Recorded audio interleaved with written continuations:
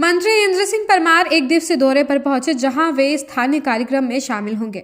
SGSITS होने वाली बैठक में महत्वपूर्ण निर्णय लिए जाएंगे। वहीं मीडिया से चर्चा के दौरान मंत्री परमार ने कहा कि नई दिशा नीति के तहत बहुत सारे बदलाव होने जा रहे हैं। वहीं आवश्यकता अनुसार डिग्री कोर्सेज में भी सेमेस्टर लागू किए जाएंगे, क्योंकि छात्रों का भविष्य केवल एक परीक्षा के आधार पर तय नहीं किया जाएगा, इसमें और भी चीजें जोड़ी जाएगी। वह राष्ट्रीय शिक्षा नीति को लेकर कहा कि जब हम 2020 के राष्ट्रीय शिक्षा नीति के बारे में बात करते हैं तो देश के बहुत बड़े बदलाव को लेकर एक विषय है।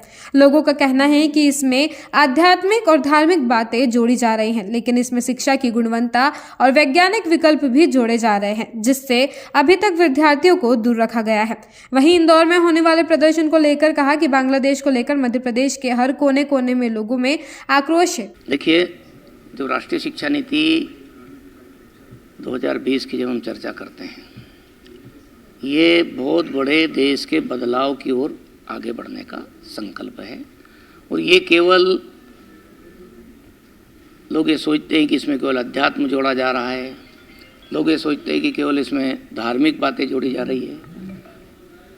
इस संपूर्ण शिक्षा व्यवस्था में जो परिवर्तन हो रहा है वो गुणवत्तापूर्ण शिक्षा का भी हो रहा है, और भारतीय समाज में जो वैज्ञानिक दृष्टिकोण रहा है, जिसको अभी तक विद्यार्थियों तक नहीं पहुंचने दिया, उन सब चीज़ों पर अध्ययन करते हुए एक्सपर्ट लोग, जो कमेटी होती है, केंद्रीय अध्ययन दल होता है, वो पूरी रिपोर्ट तैयार करके वो पाठ्यक्रम बनाने का काम कर रहे हैं।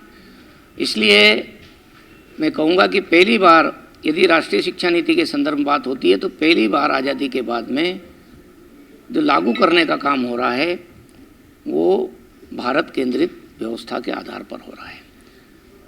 मूल में भारत होगा, भारत का दर्शन होगा, भारत की शिक्षा व्यवस्था होगी और भारत के विद्यार्थी होंगे। और इसलिए जो राधाकृष्णन जी ने जो पहला जो आयोग बना था उनकी अध्यक्षता में, उस समय जो सिफारिश की थी वो भी आज तक की सरकारों ने लागू नहीं की गई थी। उनके भी अच्छे पुटकों की एक पीढ़ी से दूसरी पीढ़ी में भारत की ज्ञान परंपरा रही है वो कैसे ट्रांसफ़र किया जाए, उन सब बातों को करने का काम हमारे शिक्षाविद लोग कर रहे हैं।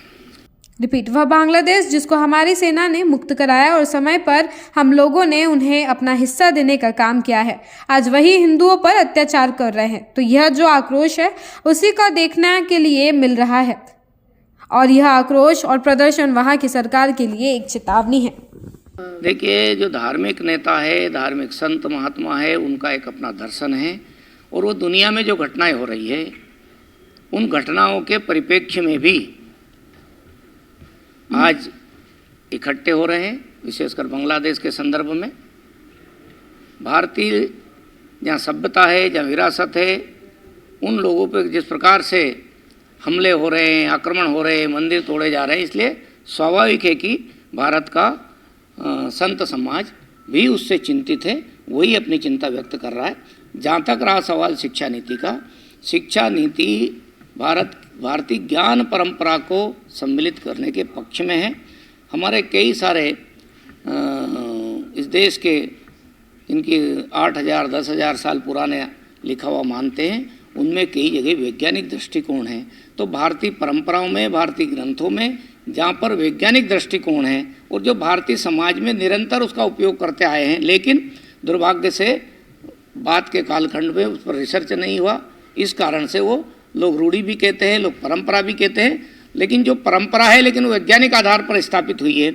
मैं समझता हूँ भारतीय समाज को उस ज्ञान का फिर से बोध कराना चाहिए, ताकि लोग प्रकृति की रक्षा कर सके, संस्कृति की रक्षा। निश्चित रूप से हमने ऑर्डिनेंस में बदलाव कर दिया है।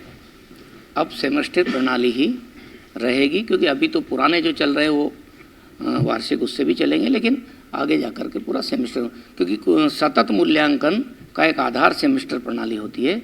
और भारत के संदर्भ जब कहेंगे कि केवल एक परीक्षा के माध्यम से किसी बच्चे का भाग्य का फैसला नहीं किया जा सकता है, अंकों के आधार पर भी नहीं किया जा सकता है, इसलिए पूरा एक क्रेडिट सिस्टम बन रहा है।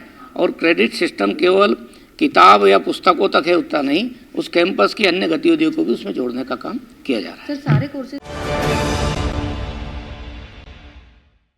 प्योर एश्योर दूध और घी, माँ के प्यार सा, मिलावट से दूर, भरोसे से भरपूर, प्योर भी, श्योर भी।